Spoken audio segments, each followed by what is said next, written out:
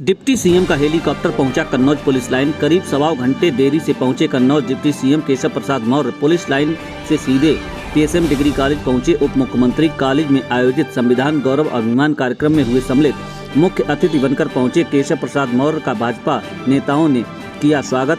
जनसभा संबोधित कर कन्नौज से जाएंगे प्रयाग नगरी। डिप्टी सीएम ने कांग्रेस सपा पर बोला हमला, कहा कांग्रेस ने बाबा साहब के साथ जो अन्याय अपमान किया उसे उजागर करेंगे। कांग्रेस सपा दोनों एक समान। सपा ने भी मेडिकल कॉलेज से बाबा साहब का नाम कटवाकर किया अपमान। 8 फरवरी के बाद दिल्ली में आएगी भाजपा सरकार। राष्ट्रीय स्तर पर संविधान गौरव अभियान के अंतर्गत जो कार्यक्रम कर रही है, उसमें आज कन्नौज में कार्यक्रम था।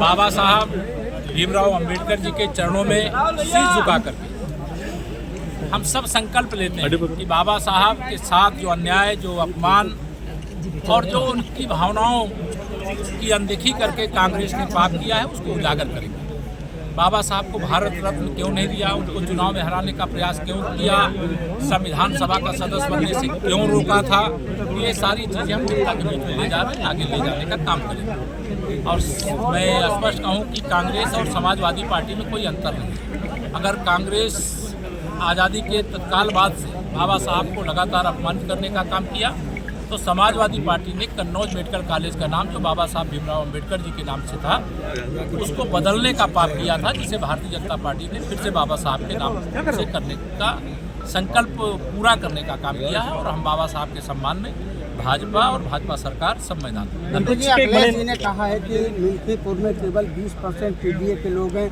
80% अदर हैं। उनका पीडीए फर्जी है। उनका पीडीए मतलब परिवार डेवलपमेंट एजेंसी है। गुंडों, अपराधियों, माफियाओं और दंगाइयों का एक गैंग है, और उस गैंग को जनता ने नकार दिया। मंत्री क्या अखिलेश से अपील करेंगे कुंभ नहाने की? मैंने खुलेआम किया। मैं सबसे कहता हूँ, जिनको कुंभ में, महाकुंभ में आकर के स्नान करना है वो आकर के स्नान करें, लेकिन कुंभ में आने वाले श्रद्धालुओं की आस्था को चोट पहुँचाने का पाप न करें।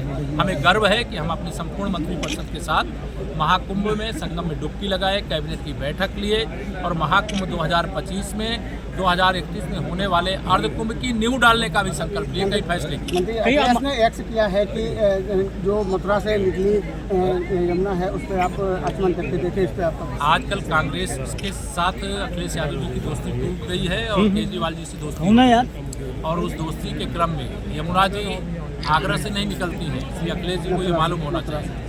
आगरा या मथुरा से नहीं निकलती है, वो यमुना जी वाया दिल्ली ही आती हैं, और दिल्ली में अरविंद केजरीवाल की सरकार ने इतना यमुना जी को दूषित किया है कि वहाँ निश्चित तौर से कोई डुबकी लगाना, आचमन लगाना संभव नहीं है।